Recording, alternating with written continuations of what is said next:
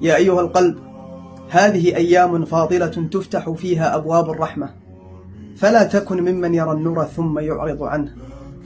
رمضان فرصة العمر، فمن لم يغتنمها بصدق فقد أضاع من يديه أغلى ما يدرك. اللهم يا رحمن يا رحيم، بلغنا فضل هذه الأيام واجعلنا فيها من المقبولين. اللهم طهر قلوبنا من الرياء، واغفر ذنوبنا واستر عيوبنا، وارفع درجاتنا في عليين. اللهم اجعل صيامنا صيام من صام قلبه قبل جسده، وقيامنا قيام من رجا رحمتك وخاف عذابك.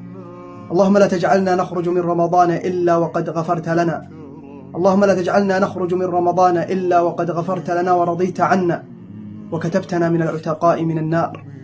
اللهم ارزقنا قلبا خاشعا، وعملا صالحا متقبلا، ودعاء لا يرد، وجنة نلقاك فيها وأنت عنا راض. اللهم آمين يا رب العالمين. السلام عليكم.